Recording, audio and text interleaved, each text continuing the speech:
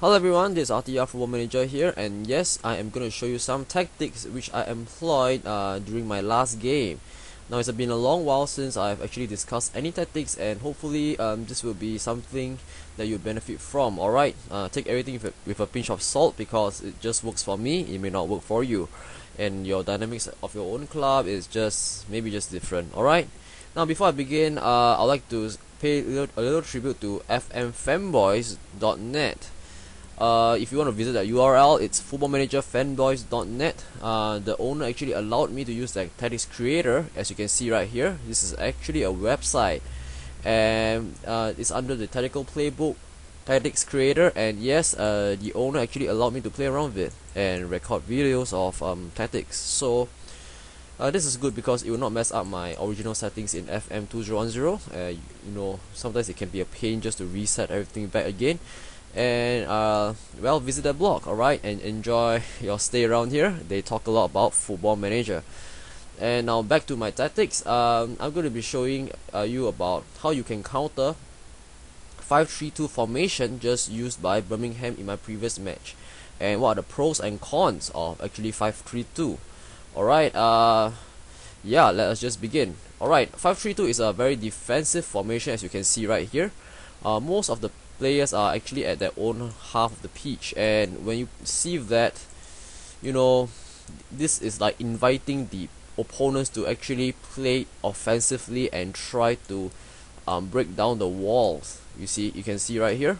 Now I'm just simulating some opponents in the midfield section.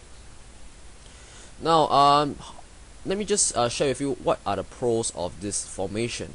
Now, if you're playing against a stronger team like Manchester United, Chelsea, you know, those top 4 in the Premier League, or even if Barcelona, now what happens is that they are very strong technically, and so you really cannot outplay them using short passes or no possession football at their own half. See, possession football at their home half is really suicidal because their defenders will, you know, steal the ball away.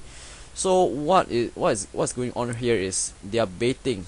Okay, you can actually bait the opponents to pressure you at your own half. Alright, so you can see that the midfielders and the strikers will, let's say the opponent is playing 4-4-2. Alright, it will bait the defenders, everybody, alright, to move forward more than they should, because they want to break down your wall of defense. And so what happens is that if you have a very fast-paced player like Fraser Campbell, like Theo Walcott, once your players, you know, manage to steal the ball, alright, there's a split second or a few seconds of, you know, of counter-attacking window where one of the players can just lob the ball to the striker here, both strikers here, and these strikers can outrun the defenders and try to secure a goal. Now, I've seen that happen many times. I believe I was playing FM09 or FM08 where Sunderland was using Fraser Campbell, and they only had a lone striker. Alright, they only had a lone striker. I was, you know, playing as Man U, and I was just pressuring them at their own half until one ball reached Fraser Campbell. Now Fraser Campbell just ran and outran Vidic, outran Rio Ferdinand, and eventually scored. And that was the only goal of the game. I lost the game because they played counter-attacking. And so you can see the potential of playing counter-attacking against a stronger team if you are confident of the pace of your striker. Alright, and if you, let's say, play against a very much stronger team and you're not afraid to have a draw as the result, this formation really works very well for you. And so that is the pros of 5-3-2. Now, what are the cons of 5-3-2? 5-3-2 relies heavily on counter-attacking. So if their players' mentality isn't very strong, let's say their concentration level is not very strong, their composure is not very strong, when they are pressured at their own half, alright, for long periods of time, any mistake made by them in their own half is going to be very costly because it's so near to the goalkeeper and the goal mouth. Alright, and so you can see that playing this formation is a double-edged sword, and if you are playing against a stronger team, I suggest you should employ this tactic. However, if you are not playing against a very strong team, this is not a very good strategy to use because it may just backfire at any time, and you'll be forced to know when you'll be forced to change tactics in the midst of the game. And you know about FM, because when you change tactics in the midst of the game, sometimes the players get a bit disoriented.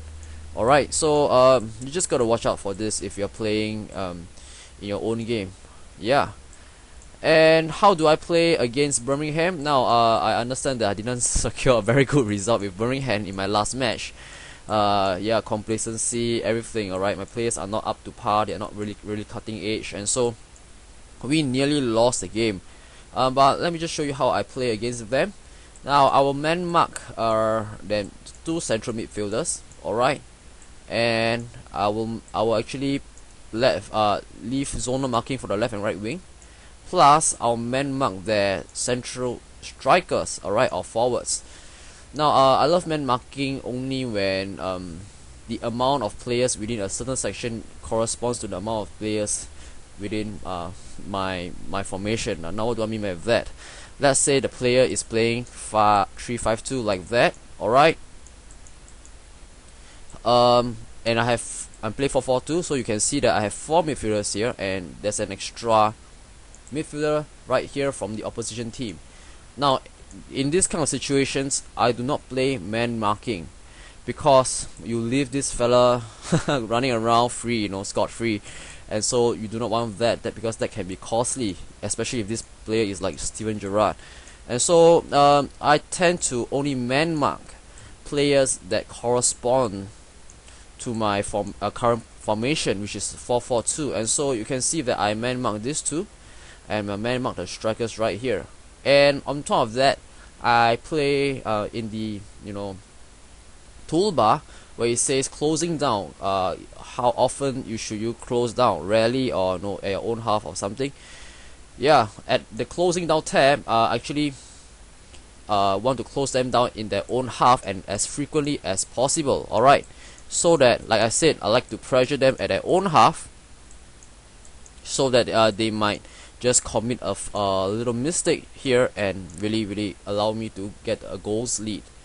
And even for this, man marking is very good against counter attacking because yeah, these two players are constantly watched by two central defenders. And if you have been watching my videos or reading my blog, I have one of the better back four in the Premier League, and so I have Nicolas Berdisso, Fabrizio Colossini, Steven Taylor. Yeah, these are very good defenders, central defenders that can really outlast any striker. Alright, except the very exceptional ones. And so I was confident in their ability to keep the ball at bay, and so that's why I play very offensively by pressuring the opposition at their own half.